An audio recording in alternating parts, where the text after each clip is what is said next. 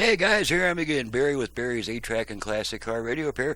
This time we're demonstrating a unit sent from my friends at Nelmscape Studios in Pittsburgh, Texas. This is actually an NOS AM/FM 8-track unit, at least I think it was at one time. And Nelmscape Studios wanted this to be optimized for 8-track reproduction for tape transfer service. And so that unfortunately means, usually it means needing to go back in with an adjustable speed motor. From when I was doing transfers from tape to CD or CD and MP3, stuff like that, one thing I noticed is that some people send in units that were recorded on a unit with weak batteries, and so it recorded slow. When you go to play it back, it plays too fast. So it's really, if you're doing tape transfers, it's nice to have an adjustable speed motor so you can tweak the speed.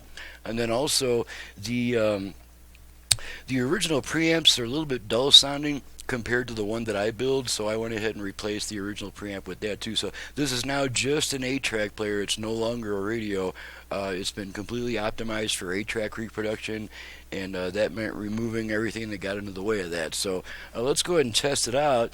Got the unit right here, and we're just going to pop a tape in and make sure it plays and switches tracks and sounds good and all that stuff. So we got some Neil Sedaka here.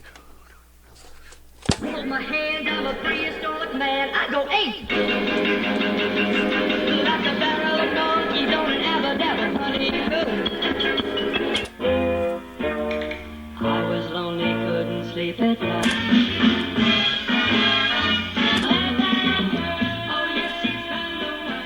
Okay, end of a song there.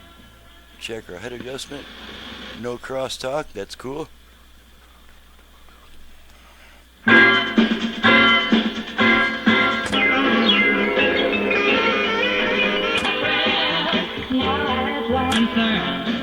Don't underact, got a trouble for you. Get up and circulate. Okay, and that takes care of that. So now I'm going to show you what's necessary on these thinner units. Let me turn the power off so I don't blow things up here. But on these units that aren't quite so thin, my adjustable speed motor is about 3 inches long, and so it's not going to fit into a unit, that's less than 3 inches tall. So what I do is I just cut out the bottom of it so that my new adjustable speed motor will fit. This is the same procedure I use to fix units in Rolls-Royce, the Radio Mobile and Voxide units that are used in Rolls-Royce. This is the same procedure I use for that.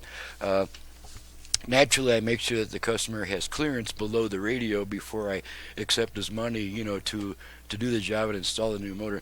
But at any rate, that's what's required on a unit that's going to be used for tape transferring. And also, these controls no longer have any effect because this is now just a line level component player, and then he adjusts his volume and equalization outside the unit.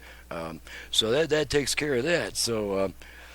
I'm Barry with Barry's 8-Track and Classic Car Radio Repair. To reach me for service, please visit the website in the description below, and on the home page of that website, please download and print a work order before calling me with a bunch of questions, because if not all of your questions will be answered on the work order as you're filling it out. And then that way, if you need to call me, it's just for like a last minute question that you're not really clear about, stuff like that, instead of a half-hour thing of, discussing back and forth prices, options, turn times, all that stuff. That's all in the work order, and please do that research before calling me. Once you've got a work order in your hand, then I'm perfectly happy to talk to you. So thanks so much for watching and listening, and thank you, Steve, at Nelmscape Studios, for your business all the way from Pittsburgh, Texas, and we'll see you guys next time.